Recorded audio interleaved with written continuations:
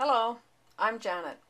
After dairy farming for 23 years, we sold our dairy farm to our son and started selling grains and oilseed crops. Growing and harvesting the crops was not a problem, but figuring out how to manage the marketing of hundreds of tons of various crops over a 3-year marketing period was a challenge. While there's lots of help out there on marketing strategies, there is little on how to keep track of what you're doing. Over a 12-year period, I've developed a system using the KISS principle, keep it simple, sunny, to track crops and sales, and that's what I'm going to share with you now. It's easy to use and can be adapted to your needs or interests. This is what the finished product looks like. It uses a spreadsheet, in this case Excel, but no formulas. You can add columns to track more detail and add lines for more contracts. You could use a pencil and graph paper if you like, and it would work just as well, but it wouldn't be as adaptable to new events.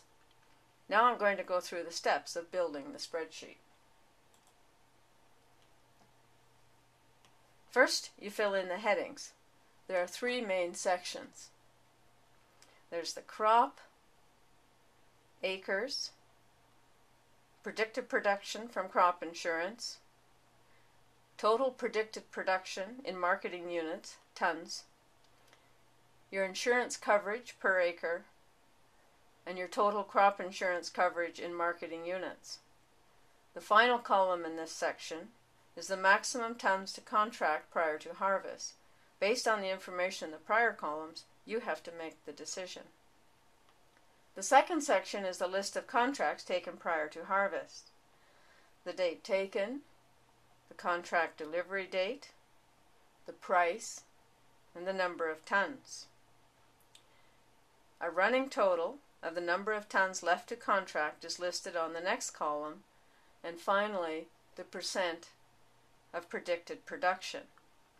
This is useful if you're following recommendations from an ag marketing advisory firm. The last section is the list of contracts and sales taken after harvest. The first column in this section is the actual production, followed by how much is left to sell. Then the format is the same as the previous section, with the date of the contract that was taken, for what month, at what price, and for how many tons.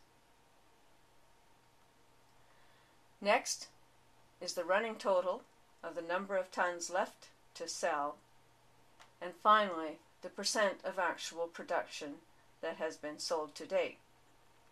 Now we finished putting in the titles, but remember you can add more at any time just by inserting another column and adding a title. For example, you may want to record the basis when you put in a contract sale or whatever. Next, you locate the cursor just below the titles, because we need to split the screen so you don't lose your titles when you scroll up and down. So then you just go up to View and click on Split, and that will give you a split screen. Now we're ready to start filling it in.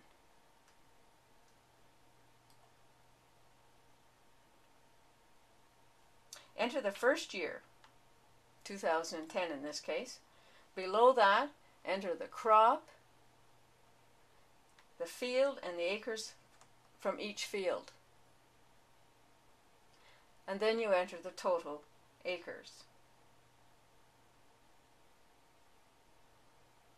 The decision on how much to contract may be impacted by which fields are involved, so it's important to list the fields, not just the total acres. Now we're going to scroll down for purposes of illustration. We're going to start filling in the next section. Now you add your crop insurance information. By using your crop insurance average production for the predicted production, you avoid bringing a bias, positive or negative, to the initial calculations. Next, you calculate the total predicted tonnage. Then record the crop insurance coverage you have chosen, and then your total crop insurance coverage. Now you make a decision as to how much you're prepared to contract before harvest. And that depends on your own marketing strategy. Now that you've got that done, the next you start selling. The tons to contract is entered in the running total over here, and the predicted production is entered in this column, in this case 0%. Now you start entering the contracts as you make them. The date taken, the contract delivery month, price, and tons. Then enter the running total in the left to contract. And finally, the percent of predicted production sold. And of course these you have to calculate yourself because we're not using formulas. You could put formulas in if you really wanted to. And of course you just continue to do this throughout the season, depending on weather and other factors. Now, once the crop is harvested, you fill in the actual production column and calculate the tonnage left to sell by subtracting the contracts already taken from the actual production. You put this number in the running total column over here at the top and fill in the percent sold of actual production column. In this case it was 28%. And of course, again, these you have to calculate. Now you start entering contracts and sales as you make them, the same as you did in the last section prior to harvest. Date taken, contract or sale date, price, and tonnage.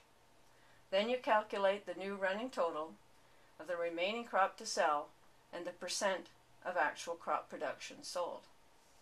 It's easy to see what is outstanding and where you're at by looking at the running total column and the percent of actual sold. And that's everything you need to do. And you can see here we still have 24 tons of canola to sell. Now we'll take a look at how you can keep track over multiple years. This is our 2010 marketing summary, and you can see we have some canola and spring wheat left to sell. We've already started marketing 2011 crops, so all we have to do is scroll down